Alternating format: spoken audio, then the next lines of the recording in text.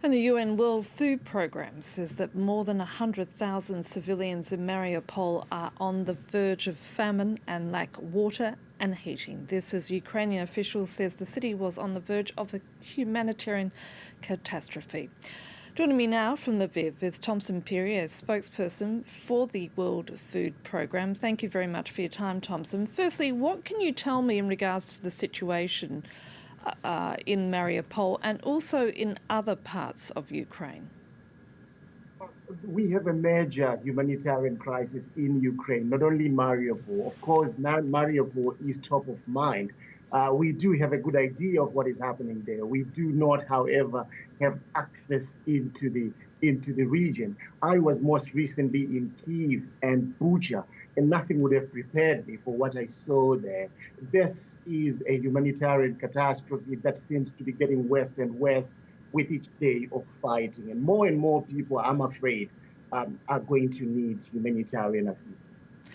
Let's just broaden it out. I mean, as you and I know, Ukraine is seen as the breadbasket of Europe. Without export income, the country's giant industrial agricultural sector is grinding to a halt. So, as a result, which regions of the world will be the most affected by the war in Ukraine?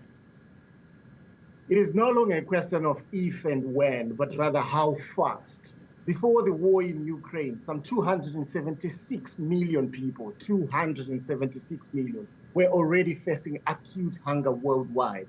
Well, our experts at the World Food Programme are now telling us that in 81 countries where we work, that number is expected to rise by 47 million people if the conflict in Ukraine continues past this month of April. There are several Middle Eastern, Northern, Sub-Saharan African countries, as well as South Asian countries, which rely on wheat imports from both Ukraine and Russia, countries like Yemen, Lebanon, Egypt, Syria, Algeria, Sudan, Somalia, the Democratic Republic of the Congo, and Afghanistan, to name but just a few.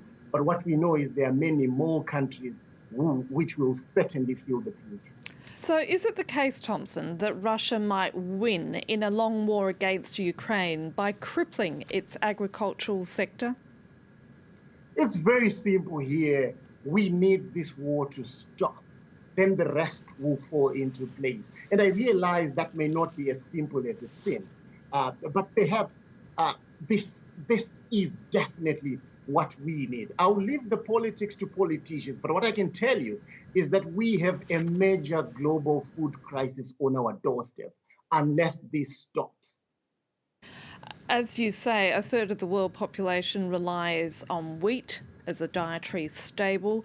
I just want to ask, though, what needs to be done immediately? What are the first priorities in dealing with this crisis before it goes on to impact so many millions around the world? Perhaps countries can start by resisting the temptation to limit trade of food commodities through export bans. We encourage countries as well to be more transparent about food stocks. Trade barriers only make matters worse and push prices up. Likewise, a lack of transparency will leave markets uncertain about how much food there is, and this might breed price volatility. But the world also needs deeper political engagement. It is only political will that can end conflicts such as the one that we have in Ukraine, in Yemen, in Ethiopia, and South Sudan.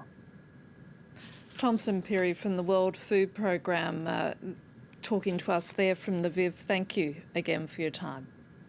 Thank you so much for having me.